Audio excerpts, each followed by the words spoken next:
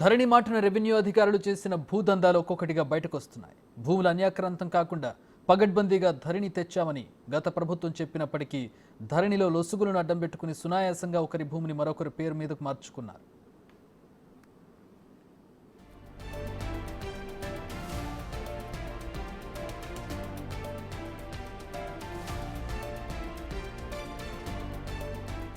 వరంగల్ జిల్లా పర్వతగిరి మండలంలోని వడ్లకొండ గ్రామానికి చెందిన ఎర్రం మల్లయ్యకు 185/7/1 సర్వే నెంబర్లో 1 ఎకరం 25 గుంటల వ్యవసాయ భూమి ఉంది. తన పేరు మీద ధరణి పాస్బుక్ కూడా వచ్చింది.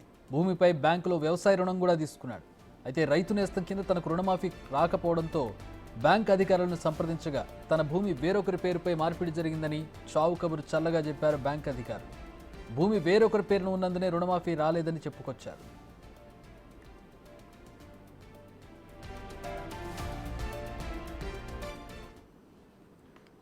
సదరు రైతుకు అసలు ఏం జరిగిందో అర్థం కాక రెవెన్యూ అధికారుల వద్దకు వెళ్లి ఆరా తీశాడు. ఆర్టీఐ ద్వారా వివరాలు తీసుకోగా నకిలీ పత్రాలు సృష్టించి అదే గ్రామానికి చెందిన దూడయ్య అనే వ్యక్తి 2023 మార్చి నెల 5వ తారీఖున విరాసత్ తీసుకున్నట్టుగా తెలుసుకున్నాడు. వెంటనే జిల్లా కలెక్టర్కు ఫిర్యాదు చేయగా పూర్తి విచారణ చేయాలని ప్రస్తుత తహసీల్దార్ను ఆదేశించారు కలెక్టర్. దీంతో అసలు విషయం వెలుగులోకి వచ్చింది. గత సంవత్సరం మార్చి అనగా 13/3/2023 రోజున విరాసత్ కింద మ్యూటేషన్ జరిగి ఫిజికల్గా ఆ డాక్యుమెంట్లను వెరిఫై చేస్తే అందులో ఎలాంటి డెత్ సర్టిఫికేట్ కానీ మిగతా ఫ్యామిలీ మెంబర్స్ సంబంధించిన అఫిడవిట్స్ కానీ ఎలాంటి లేకుండా ట్రాన్స్ఫర్ జరిగింది. ఈ విషయం మీద ఫిజికల్గా ఈరోజు పొద్దున ఉదయం నేను ఫిజికల్ మోకాపై కూడా చూడగా భూమి ఎవరిది వాళ్ళకు ఉన్నది, కానీ ఎర్రం దూడే అనే వ్యక్తి తప్పుడు డాక్యుమెంట్స్ సృష్టించి తన తండ్రి పేరు కూడా మల్లయ్య అని ఉంటే అదే పేరు మీద ఉన్న ఈ ఆర్జీదారు భూమికి రిక్వెస్ట్ పెట్టుకొని భూమిని ట్రాన్స్ఫర్కు రిక్వెస్ట్ పెట్టడం వల్ల అప్పుడు ఉన్న వాళ్ళు పరిశీలించలేకుండా భూమిని విరాసత్ కింద ట్రాన్స్ఫర్ చేయడం. గతంలో పనిచేసిన తహసీల్దార్ అజ్మీరా కోమి అక్రమార్కులతో కలిసి బాధిత రైతు మల్లయ్య భూమిని ఇతరులకు మార్పిడి చేసినట్టు విచారణలో తేలింది. పర్వతగిరి పోలీస్ స్టేషన్లో తహసీల్దార్తో పాటు మరో 4గురిపై క్రిమినల్ కేసులు నమోదు చేశారు. సార్ నాది ల్యాండ్ నాదేది అయితే ఈ భూమిని నా పేరు మీద ఉన్న పట్టా భూమిని పట్టను మా పాలైన మా పెద్దనాయనకు ఇక్కడ భూమి లేదు. వెనకడ వాళ్ళ తాతలు ఉండేనట. ఆ భూమిని వాళ్ళు తురుకోలకు అమ్ముకున్నారు. తురుకోలకు అమ్ముకున్నది చూడలేదు, నేను పుట్టనే లేదు అప్పుడు సార్, నాకు తెలియదు. అయితే ఈ భూమిని నా భూమిని వాళ్ళకి ఎక్కిస్తే ఈ భూమిని తురుకోళ్ళు వేరేటోళ్ళకు అమ్ముకున్నారు. ఆ పట్ట మిగిలి వాళ్ళు పట్టా చేసుకున్నారు. మళ్ళీ వాళ్ళు వేరేటోళ్ళకి అమ్ముకున్నారు. ఆ పట్ట మిగిలి వాళ్ళు పట్టా చేసుకున్నారు. ఇది నా బుక్కులు కూడా బ్యాంకులు ఉన్నాయి. నా లోన్ కూడా మాఫీ కాలేదు. మాఫీ కాకుండా కూడా ఇట్లా చేసిండు. డాక్టర్ సర్టిఫికేట్ తెచ్చి వాళ్ళ నాయన పేరు మల్లయ్య వాళ్ళ నాయన పేరు, నా పేరు మల్లయ్య. నా పేరు మీద మల్లయ్య అయితే నా నాయన పేరు కొమరయ్య. నేను చచ్చిపోయినట్టుగా నా భూమి వాళ్ళకి ఎక్కించిన, నా పట్ట మిగిలి వాళ్ళ పట్ట ఎక్కించింది సార్. ఇది నాది ఆధార్ కార్డు పెట్టలేదు, నా ఫోటో పెట్టలేదు, నా సంతకం పెట్టలేదు. నేను చచ్చిపోతే నా కొడుకును నా భార్య వాళ్ళ సంతకాలు కూడా ఉంటుందా సార్? ఇంత అన్యాయం చేసిన సార్. నాది ఇది కథ నాకు జరిగింది. ఎన్ని ఎకరాలు? నాది ఎకరం 25 గుంటలు సార్. ఎకరం 25 గుంటల భూమి నా పేరు మీద ఏం లేకుండా చేసిండు. మా పెద్దనాన్న కొడుకు వాళ్ళ మనవడు పోయి సర్టిఫికేట్ తెచ్చిండు, చచ్చిపోయిన సర్టిఫికేట్.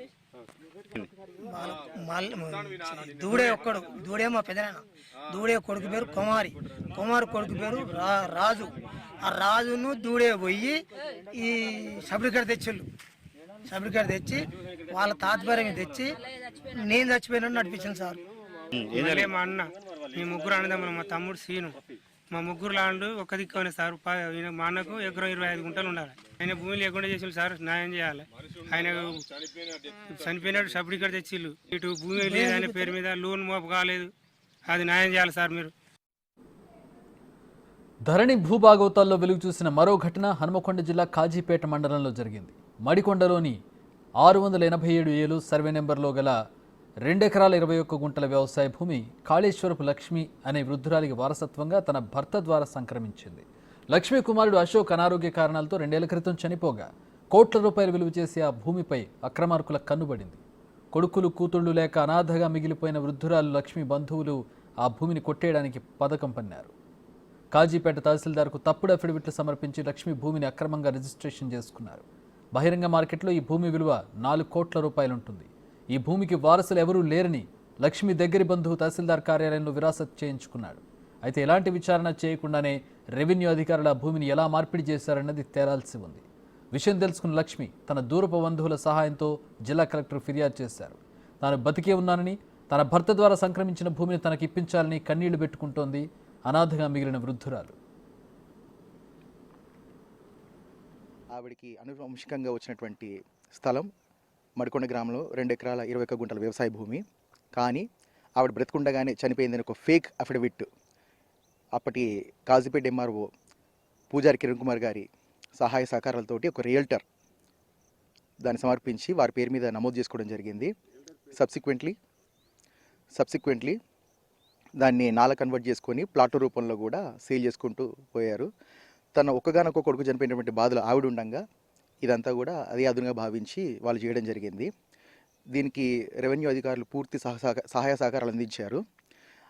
కర్ణాకర్ని ఆ విషయం తెలిసిన తర్వాత తన హక్కుల గురించి పోరాడడానికి ప్రయత్నించగా దామర వెంకటేష్ ఒక వ్యక్తి దగ్గర కుటుంబ సభ్యుడైనప్పటికీ కూడా ఆవిడికి మాయమాటలు చెప్పి అధికారులతోటి, అలాగే యాదగిరి అనే ఒక రియల్టర్ భూ కబ్జాదారుడు దళితులకి పట్ల దుర్మార్గుడైనటువంటి యాదగిరితో కుమ్మక్కైపోయి దామర వెంకటేష్ అనే ఒక వ్యక్తి అమ్మమ్మని మళ్ళీ మోసం చేయడం జరిగింది. వాళ్ళ దగ్గర డబ్బులు లాక్కున్నాడు.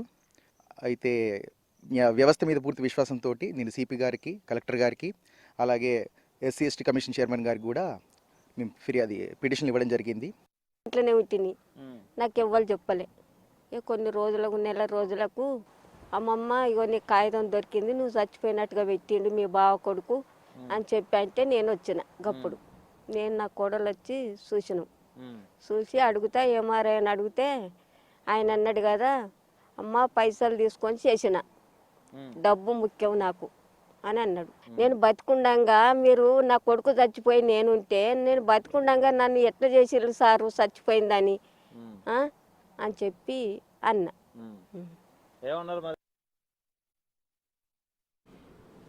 మా వరంగల్ ప్రతినిధి వేణు జాయిన్ అవుతున్నారు. వేణు, ధరణిలో ఇలాంటి సమస్యలు కోకొల్లలు ఊరికి 10-15 కనపడుతూ ఉంటాయి.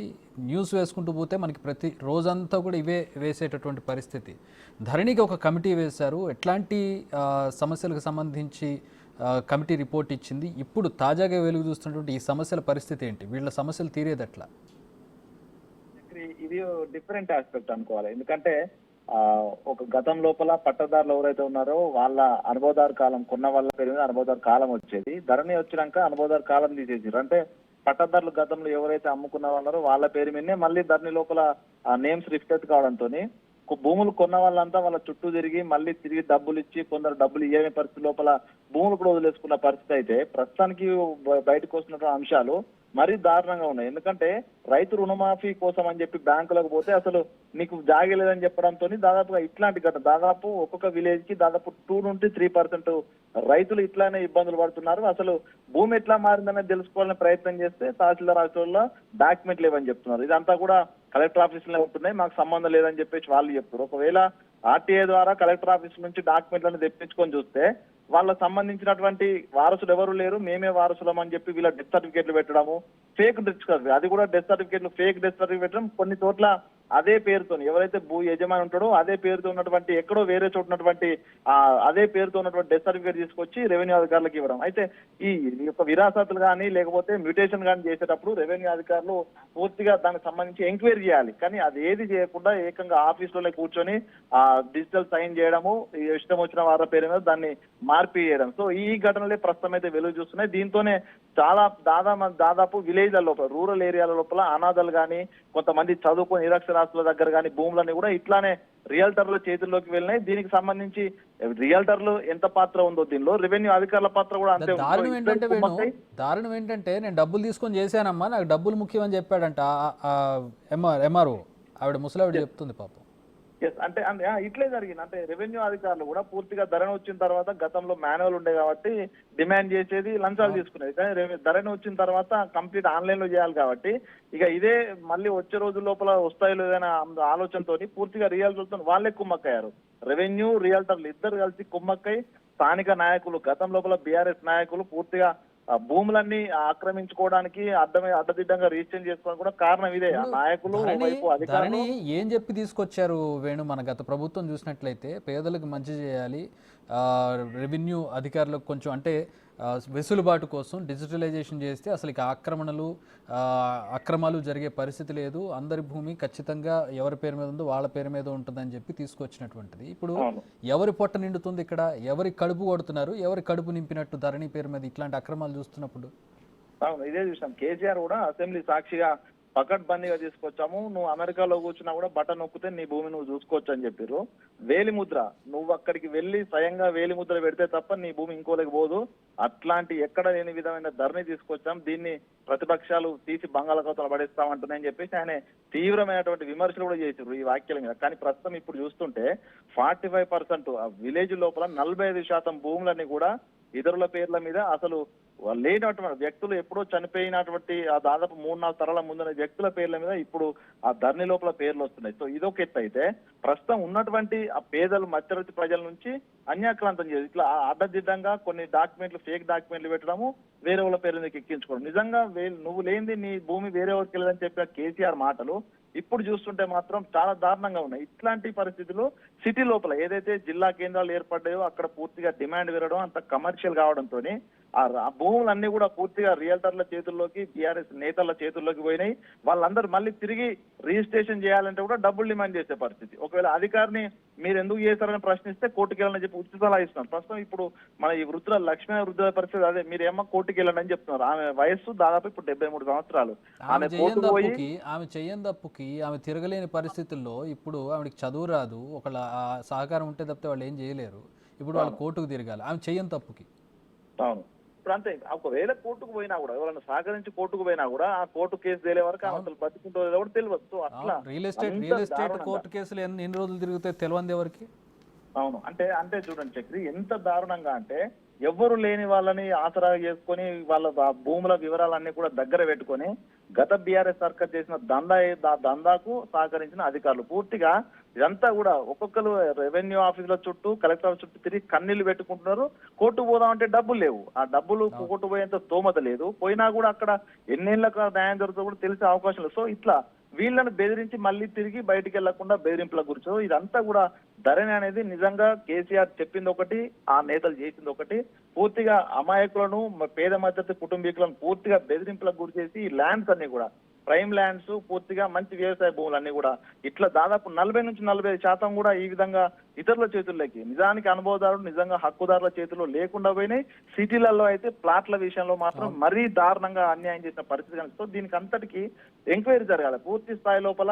రెవెన్యూ రికార్డ్ దాదాపు 4 ఏళ్ల నుంచి ధరణి లోపల జరిగినటువంటి విరాసతుల మీద పూర్తిగా ఎంక్వైరీ జరిగితే అటు ఫేక్ సర్టిఫికెట్ల ముఠాలు బయటపడతాయి. ఆ నాయకులు ఎవరెవరైతే నాయకులు వాళ్ళ బినామీల పేర్ల మీద అంతా బయటకు వస్తే తప్ప దీనికి ఒక సంబంధించి కమిటీ కాదు, కొత్త చట్టం తీసుకొచ్చి ధరణిలో జరిగినటువంటి పొరపాట్లు, ధరణి జరిగినటువంటి అక్రమాల మీద ఒక కొత్త చట్టం తీసుకొచ్చి తప్ప అసలు ఈ పేదలకు న్యాయం జరిగే అవకాశం అయితే లేదు. సో చూద్దాం, దీనికి సంబంధించి మరి జిల్లా కలెక్టర్ కూడా వీళ్ళు ఫిర్యాదు చేశారు. సో ఏం చేస్తారు అయితే, వరంగల్ కలెక్టర్ కూడా ఎఫ్ఐఆర్ నమోదు చేయని చెప్తే క్రిమినల్ కేసు నమోదైంది పర్వతగిరిలో పనిచేసిన కోమి అనే తహసీల్దార్ మీద.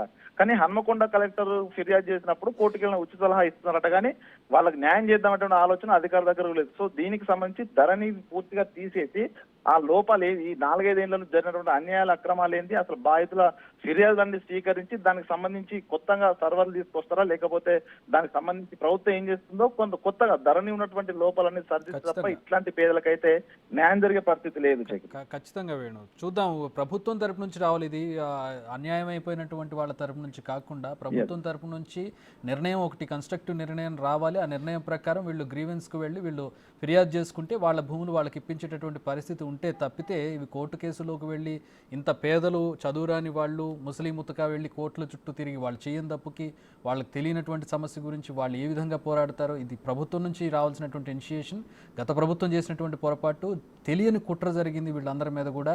ఇది ఇప్పుడు బయటకు వస్తున్నటువంటి వ్యవహారాలు ఇవన్నీ కూడా వీటి మీద ఖచ్చితంగా ప్రభుత్వమే ఒక కన్స్ట్రక్టివ్ నిర్ణయం తీసుకుని వాళ్ళకి న్యాయం జరిగేలా చూడాల్సిన అవసరం ఎంతైనా కనపడుతోంది. Thanks for the updates Venu.